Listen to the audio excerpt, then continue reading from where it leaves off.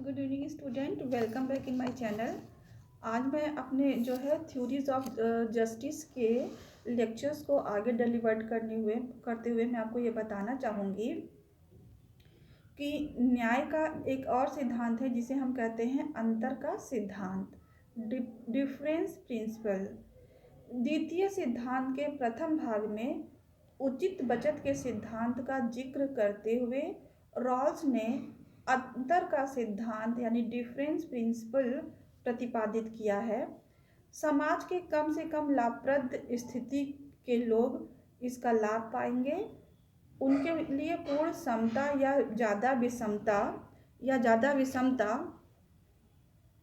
के सिद्धांत की अपेक्षा अंतर के सिद्धांत का चयन करना ज़्यादा युक्तियुक्त होगा।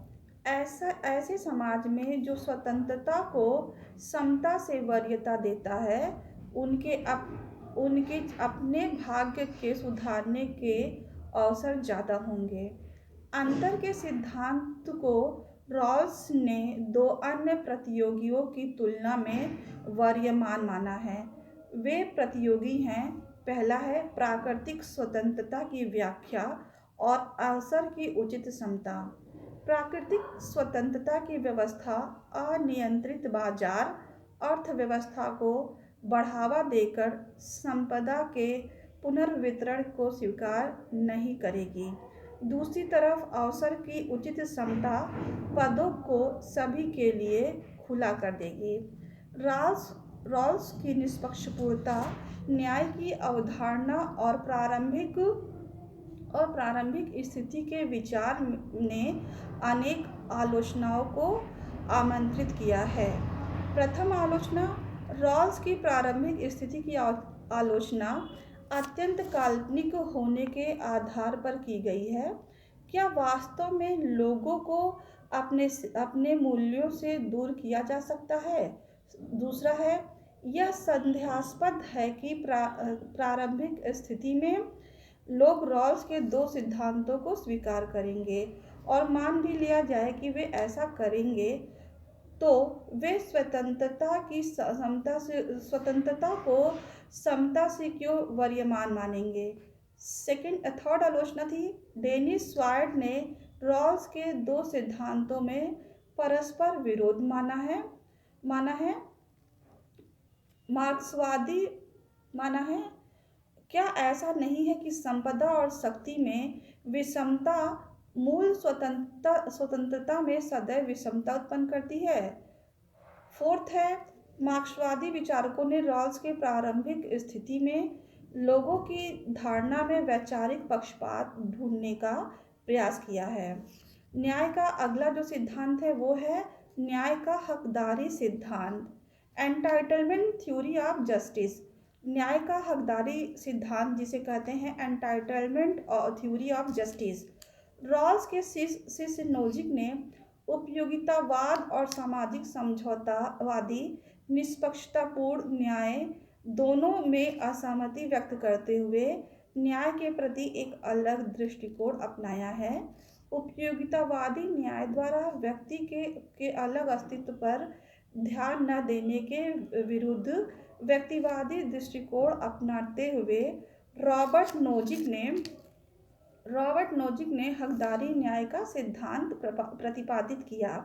रॉल्स के सिद्धांत की आलोचना करते हुए नोजिक ने कहा है कि हम क्यों संविदा क्रीड़ा को स्वीकार करें। रॉल्स के सामाजिक पदार्थों के वितरण की भी आलोचना करते हुए उन्होंने रॉल्स पर आरोप लगाया है कि रॉल्स ने स्वयं की विशिष्टता को उचित महत्व नहीं दिया है।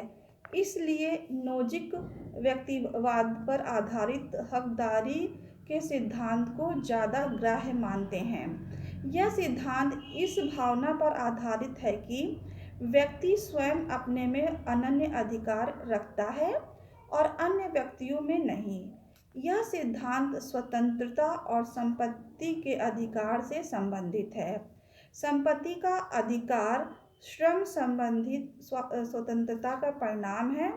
हकदारी का सिद्धांत व्यक्ति के लिए अलग अस्तित्व की अहमियत पर आधारित है।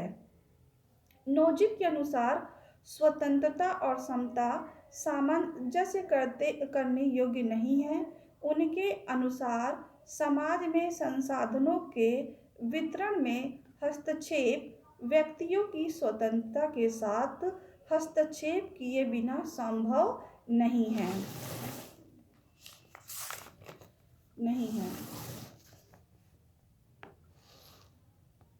नोजिक का न्याय का सिद्धांत निम्नलिखित 3 सिद्धांतों पर आधारित है। अर्जन के सिद्धांत, अंतरण के सिद्धांत और सुधार के सिद्धांत। पहला है अर्जन के सिद्धांत। ये वे सिद्धांत हैं उन परिस्थितियों को निर्धारित करते हैं जिनमें व्यक्ति पूर्व में स्वामित्वहीन संसाधनों का स्वामित्व अर्जित करने में सक्षम है।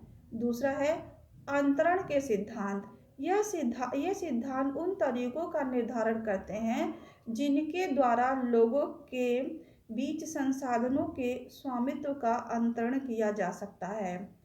थर्ड, सुधार के सिद्धांत। ये सिद्धांत यह निर्धारित करते हैं कि किस प्रकार उचित तरीके से संपत्ति के अर्जन और अंतरण में सुधार किया जाए। नोजिक के अनुसार न्याय हकदारी को बहाल करता है, अतः राज्य के कराधान सहित अन्य उत्पीड़न कार्यवाहियों का औचित्य केवल न्यूनतम राज्य को कायम करने के लिए जरूरी है, जो केवल प्रत्येक व्यक्ति के स्वयं एवं संपत्ति के स्वामित्व की रक्षा करते हैं। न्याय का अंतिम सिद्धांत है न्याय का सामान्य भलाई का सिद्धांत, principle of common good of justice. John finish भलाई की भावना पर आधारित युक्ति के द्वारा न्याय की व्याख्या करते हैं। इनकी न्याय की व्याख्या व्यक्तिगत स्वतंत्रता के प्रति न होकर दूसरों की भलाई के प्रति है। फिनिश की व्यवहारिक युक्ति अभिलाषा पर आधारित न होकर पदार्थ पर आधारित है। चूंकि यह अभिलाषा से स्वतंत्र है, इसलिए निरपेक्ष पदार्थ है। यह नैतिक मूल्यों पर आधारित न होकर उन वस्तुओं से संबंधित है जो जीवन को अर्थपूर्ण बनाती है। यह उन गुणों से संबंधित है जो जीवन की गतिविधियों और तरीकों को वांछनीय बनाते हैं। फिनिश के शब्दों में मानव विकासशीलता के रूप हैं फॉर्म्स ऑफ ह्यूमन फ्लोरिशिंग।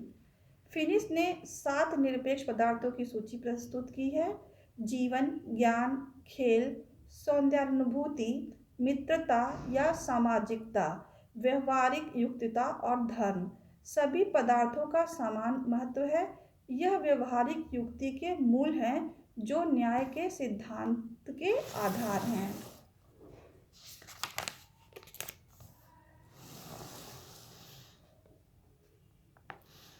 अब हम लोग देखेंगे कि कॉन्सेप्ट ऑफ सोशल जस्टिस। और सोशल जस्टिस क्या है? सामाजिक न्याय वह गुण है जिसे सामाजिक गतिविधियों में या समाज द्वारा व्यक्तियों और समूह के प्रति व्यवहार में सन्निहित होना चाहिए। रॉल्स के अनुसार यह मानना चाहिए कि प्रथम दृष्टया सामाजिक न्याय की अवधारणा एक मानक है जिसके द्वारा समाज की मूल संरचना के वितरणात्मक पहलू का मूल्यांकन किया जाना चाहिए। यह वह तरीका है जिसके माध्यम से प्रमुख सामाजिक संस्थाएं, राजनीतिक संविधान एवं मुख्य आर्थिक और सामाजिक व्यवस्थाएं मूल अधिकारों और कर्तव्यों का वितरण करती हैं और सामाजिक सहकारिता के लाभों के विभाजन को निर्धारित करती है। समाज में परिव्याप्त विषमताओं के परिप्रेक्ष्य में सामाजिक न्याय के सिद्धांत राजनीतिक संविधान के विकल्प और आर्थिक क्षति एवं सामाजिक व्यवस्था के मुख्य तत्वों को निर्धारित करने का कार्य करते हैं।